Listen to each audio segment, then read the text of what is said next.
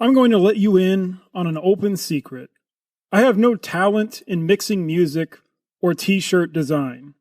I cannot do an English accent, Irish accent, or Afrikaans accent to save my life.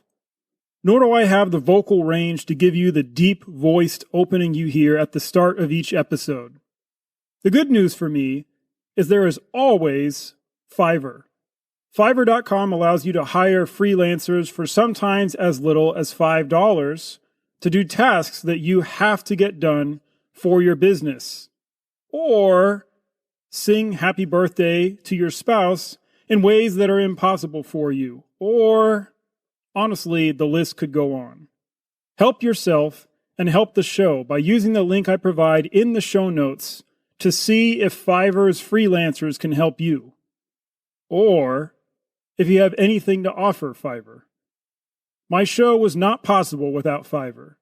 Some meaningful work in your life may now become possible with Fiverr. Go ahead and open the link in our show notes right now. Now, on to our show.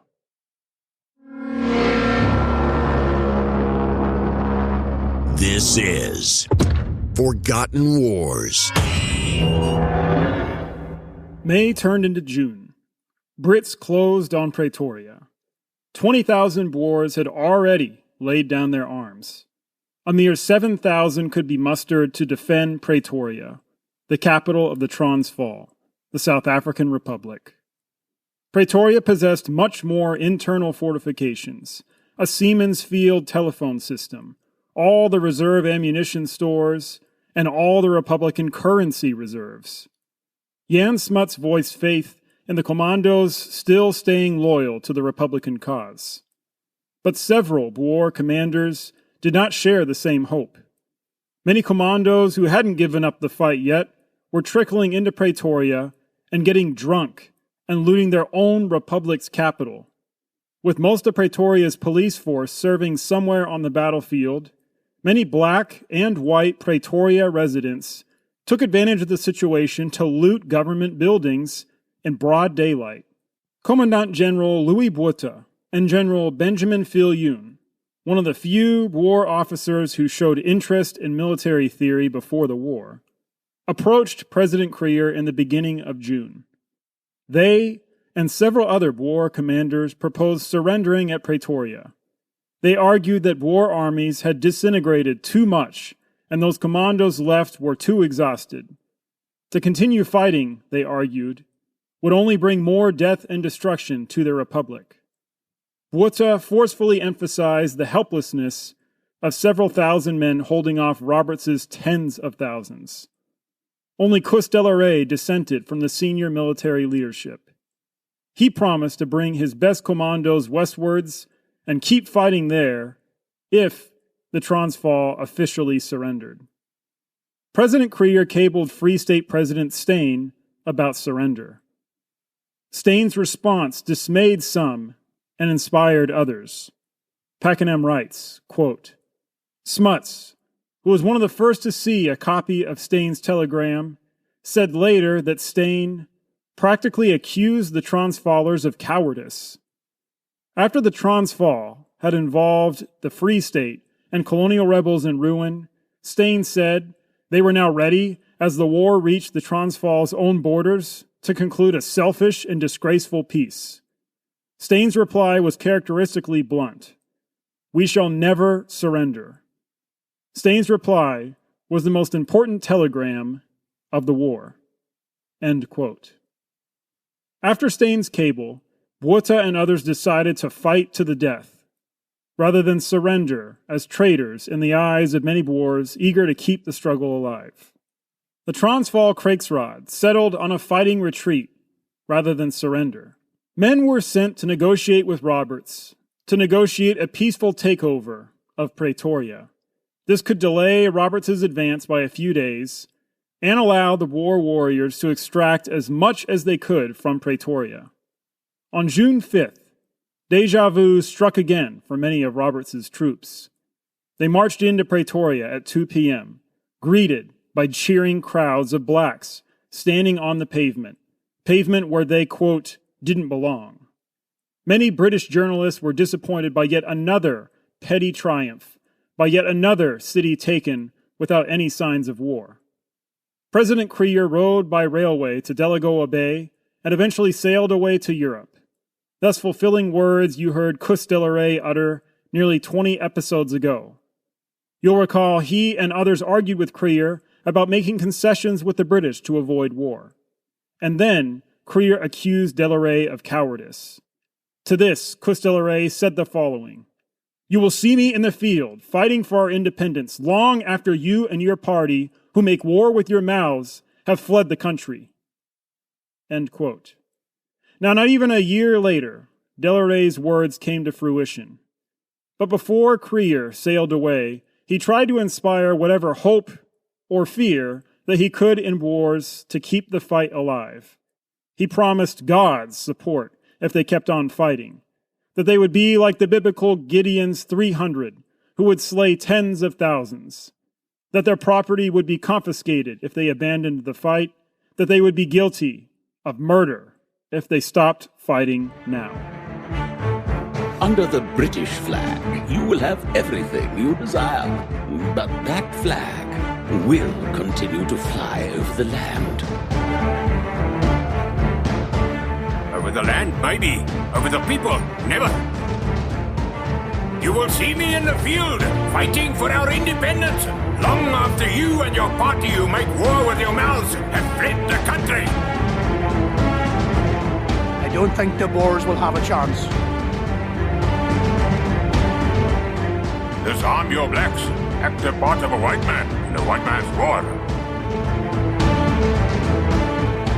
Civilized war is awful. Thousands of Boers remained in Pretoria. Those who kept fighting referred to these thousands with contempt. These, quote, hands-uppers stayed in Pretoria to accept Roberts's neutrality oath. Winston Churchill witnessed this capital surrender and watched with satisfaction as British POWs finally walked free from their POW camp, took their Boer sentries captive, and raised the Union Jack.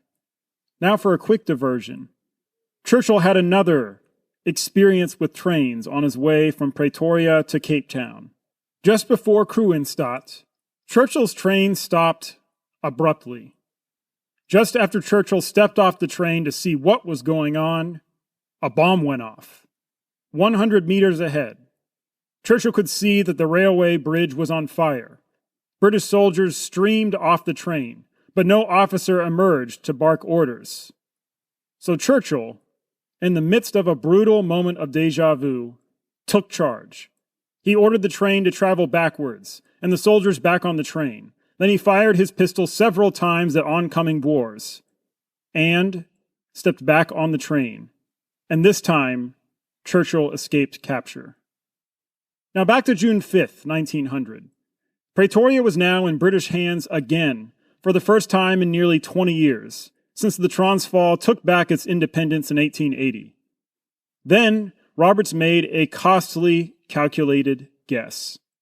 He sent Major-General-French to block a Boer retreat northwards from Pretoria. But the Boers weren't retreating northwards. Nasson writes, quote, "To the north lay strategically barren terrain, lightly populated with Boers, notoriously unhealthy, and poorly provided for foraging. It would have been folly for Boer forces to go into such unprotected country." End quote. The Boers retreated east toward Delagoa Bay, where supplies and communication could flow in, if they would flow in at all. So French went to close the wrong back door. Had Roberts sent French to block the correct back door towards Delagoa Bay, the wars, by even Jan Smuts's own admission, would have been finished. Before Boer leaders handed Pretoria over to Roberts, Christian de Wet received a letter from Louis Botha. De Wet felt demoralized from many retreats. Botha's letter gave de Wet a needed spark. Quote, "What I desire from your honor, now that the great force of the enemy is here, is to get behind him and break or interrupt his communications. We have already delayed too long in destroying the railway behind him." End quote. The very next day, De Wet struck a convoy of supplies headed for General Colville. Without firing a shot, De Wet captured 56 food wagons and 160 British prisoners. 2 days later, Christian went after an even bigger prize.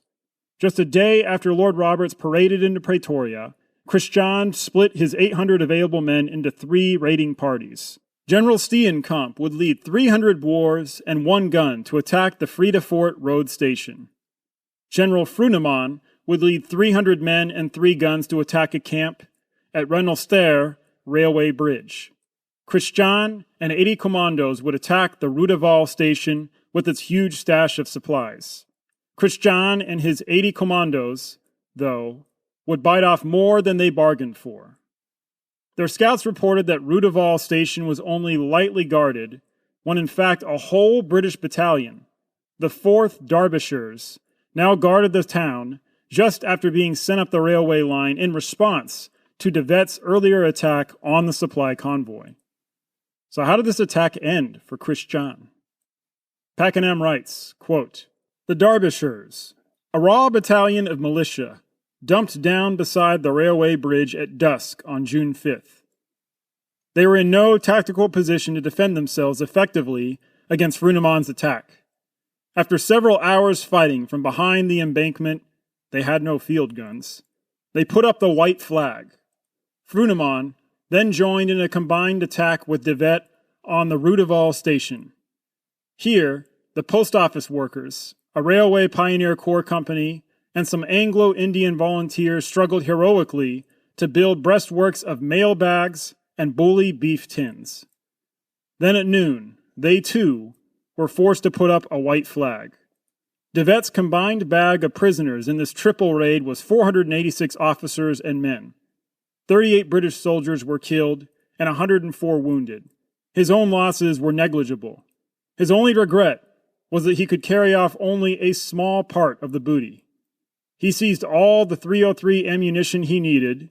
His men were now beginning to use captured Lee Metford and Lee Enfield rifles, and buried several spare wagon loads in a sandy riverbank beside his farm.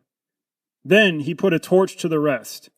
500,000 pounds worth of plum puddings, bully beef, blankets, cordite, and 5-inch cowgun shells. It was dark before De Wet rode out of Roodeval. The burghers were so burdened with loot that they had to use their horses as pack animals." End quote.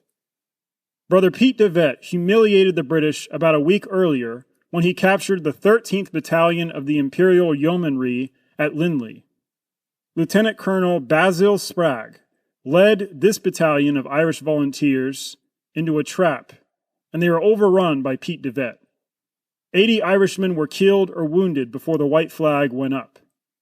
Pete bagged 530 officers, British lords, and Irishmen in this Lindley raid. So Pete and Christian captured over 1,000 Brits in a week, but in the same week that 3,000 British POWs walked free from Pretoria. Christian De Wet continued attacking along the main railway between Kroonstad and the Fall, along Roberts's communication line. They almost netted one of the biggest possible fish. They ambushed a British train, but one horseman galloped out of a horse wagon, away into the night. That horseman was Lord Roberts's chief of staff, Lord Kitchener. But just as Kitchener disappeared on his horse into the night, so the Boer guerrilla warriors vanished when Lord Roberts sent Ian Hamilton's column across the Fall after De Wet and company. Then, on June 7th, De Wet and company struck like lightning at railway garrison posts north of Kroonstad. In the wake of this lightning attack lay slashed communication lines to the south, supplies in smithereens, a bridge blasted to bits, several miles of severed railway track, and 700 British casualties. This pattern repeated over and over again. An isolated convoy passing by waiting Boers, an isolated convoy feeling the illusion of safety, and an isolated convoy struck with its guard down. More bridges were blown, more railway lines, and more traps for the unsuspecting British adversaries. All this drew Kitchener and 12,000 mounted men to squash these guerrilla warriors.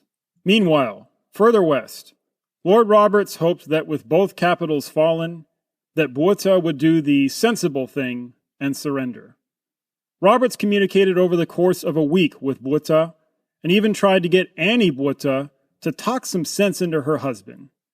Then Botha broke off communication with Lord Roberts. So Roberts went hunting again. Botha and Cus de la Rey chose a position about 18 miles from Pretoria to engage in one of the final set-piece battles of this South African War. They stretched their approximately 4,000 men and 30 guns across a 25-mile line in the eastern spur of the Magaliesberg mountain range. Cus commanded the right flank, while Louis commanded the right flank and the center, as Lord Roberts advanced with 83 guns and between 16 and 20,000 men, depending who you ask. Roberts aimed for the flanks. Major-General-French attacked Cus de la Rey's flank on June 11th, but French was almost cut off from the main force in this failed attack. Just as de la Rey was about to overpower French's force on the afternoon of June 12th, events along Botha's flank took a turn for the worse. Winston Churchill was there again to cover the battle, to tell of his cousin Ian Hamilton's exploits. Churchill reported that Brigadier-General led Hamilton's cavalry and kept his typical cool and calm demeanor throughout the battle, despite having 2 horses shot out from under him. Major-General Ian Hamilton attacked the southern flank and made headway. Eventually, British forces took the southern crest of Diamond Hill by 1:30 p.m. Tobias Smuts and Commandant Ben Viljoen fought bravely, but eventually had to give way a couple hours later. A crossfire of Boer bullets raked the first Brits to take Diamond Hill. The 30 Boer guns also shelled British positions enough to hit Ian Hamilton's left shoulder with shrapnel, but this only left a bruise. Eventually, Roberts had a chance to encircle Botha, but Botha quickly ordered a retreat towards the Delagoa Bay Railway. In his wake, Botha left 176 British casualties and only 30 Boer casualties. Midway through the battle, one Boer defied his field cornet's order to leave his wounded son behind. The poor 14-year-old son somehow survived a rifle shot to the head. Both father and son were captured. Both sides won, in a way. Roberts drove Botha away from Pretoria's eastern flank. Botha won more hope for his commandos. Jan Smuts said their defeat at the Battle of Diamond Hill, or Donkershoek, as the Boers called it, had, quote, an inspiriting effect which could scarcely have been improved by a real victory, end quote. Perhaps this inspiriting effect was short-lived. General Buller finally approached the Transvaal's eastern frontier. Steyn and company kept having to move their Free State government from place to place, from Heilbronn to Frankfurt, from Frankfurt to Bethlehem. Lieutenant-General SirArchibaldHunter chased from the north, and Lieutenant-General Sir Leslie Rundle from the east, which forced Steyn, De Wet, and Chief Commandant Martinus Prinsloo's 9,000 troops to retreat through the Brandwater Basin. The danger of encirclement loomed large, with Lieutenant-General Hunter's 16,000 men bearing down on them. The Boers split up. De Wet led Steyn and a large contingent of troops through a mountain outlet on July 15th. Part of Prinsloo's remaining force received orders to hold off the Brits long enough for 2 more large Boer contingents to escape. Then, these defenders needed to put up a fighting retreat to help any remaining Boers through. But the orderly retreat fell into disorder. Prinsloo's subordinates tried to undermine him, so as you would imagine, sorely needed coordination for an orderly retreat never materialized. There was another election over who should be general over this contingent of troops, and there was a lot of dispute over whether or not Prinsloo won this election. So division reigned in Boer ranks. General Hunter sealed off just about every escape route over the next 2 weeks, but Piet Fourie did successfully slip 1,500 Boers through Golden Gate. but the remaining Boers were trapped. The trapped Boers asked General Hunter for a ceasefire of several days while they conferred with Steyn. Hunter must have laughed heartily at this request that he saw as just a ruse to let this force slip through his fingers. Hunter refused a ceasefire and demanded an unconditional surrender. Prinsloo complied on July 30th. By August 7th, 1900, 6,000 horses, 4,000 sheep, an array of baggage and arms, and Prinsloo and 4,500 men fell into Hunter's hands. Those 4,500 men shipped off to Sri Lanka. This felt like another Paardeberg to many Boer warriors. Christian de Wet declared that Prinsloo and his officers committed a crime, quote, nothing short of an act of murder, committed on the government, the country, and the nation. Christian still smoldered about something much more personal. Piet de Wet and his brother Christian came from a family of 14. Christian remained Piet's favorite elder brother, older by 7 years. Both men driven by strong wills. Both men served together in the First Boer War and triumphed on Machuba Hill. They both became generals quickly.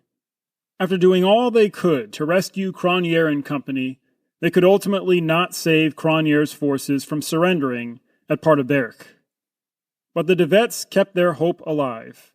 But then the British rolled through Bloemfontein with the de Wets, with Botha, and with Delarey, unable to stop the invaders. Piet decided it was irresponsible to Boer wives and children to continue fighting a losing war that would end with the Boers losing almost everything. On May 18th, Piet made his first offer to surrender to Generals Broadwood and Hamilton. Let him return to his farm in Lindley, and he would lay down his arms. Offer rejected. They demanded unconditional surrender. So Piet fought on, with great success as a guerrilla leader. But to Piet, the success was empty. He decided on his own to propose a partial ceasefire to Lord Methuen in early June. Steyn and Lord Roberts rejected this. Christian called Piet out for making this proposal. Piet fired back that Boer leaders were selling false hope of foreign intervention that would never come to Boer warriors. Piet said innocent women and children would pay the price for staying in this losing fight. Christian was furious. Then Pretoria fell. But Piet fought on despite he and his wife fearing what would happen to their farm, to their 11 children. Piet tried again to persuade Christian to see things his way. On July 20th, Piet visited Christian and asked, "Do you see any chance of continuing the struggle?" Christian angrily asked, "Are you mad?" But Piet had made up his mind. On July 24th, he inquired again about terms of surrender. 2 days later, Piet went to Kroonstad and surrendered. On June 16th, 1900, Lord Roberts attempted to tighten the screws further on fighting Boers. Roberts issued his 5th proclamation that declared the following logic. Logic I know some of you World War I and World War II buffs will find familiar. In this June 16th proclamation, Lord Roberts declared that the previous sabotage work of de Wet and company would not have been possible without cooperation from civilians. Therefore, now was the time. Now was the time to make civilians pay for what these Boer saboteurs were doing. For any future warping of railroads, for any more destruction of bridges, for any more destruction of British supplies, for any more destruction of public property, civilians nearby would pay. Nearby homesteads would be fed to flames, burned beyond recognition. Prominent citizens thrown behind bars. As some of you may remember, the British had already been burning down some homesteads and looting some farms. But this 5th proclamation invited far more. 3 days later, Lord Roberts decided this destruction proclamation wasn't enough. He declared in a 6th proclamation that wherever Boers destroyed property, local civilians nearby now bore collective financial responsibility and the director of the now British-controlled railway system could keep prominent Boers as hostages on trains running up and down the tracks. Now, Steyn made some proclamations declaring Roberts's proclamations to be violations of international law. Steyn said even those Boers who remained neutral, much more those who cooperated with the British, would face confiscation of property for their treachery. But Lord Roberts's proclamations would be the ones that rippled for the rest of the war, and for the rest of time. Those ripples wrought tragedy, rage, and controversy. You'll hear all about those ripples in the next 3 episodes of Forgotten Wars. If you would like to help keep Forgotten Wars producing and growing, would you do at least 2 of 3 things? First, would you share a link to the podcast with someone you think might enjoy it? Second, if you're listening on Spotify, Google Podcasts, or other providers, would you make sure to like or follow our podcast? If you're listening on Apple Podcasts, would you give us a 5-star rating and write a thoughtful review there? You can even do that while you're listening. Lastly, if you want more from the show, bonus episodes, behind-the-mic access, transcripts and sources, and much more, and you want to support the show, check out our Patreon page at patreon.com/ForgottenWars. That is patreon.com/ForgottenWars. The link is also in this episode's notes. Thanks to those of you who have done one of these things already. Know that you're appreciated.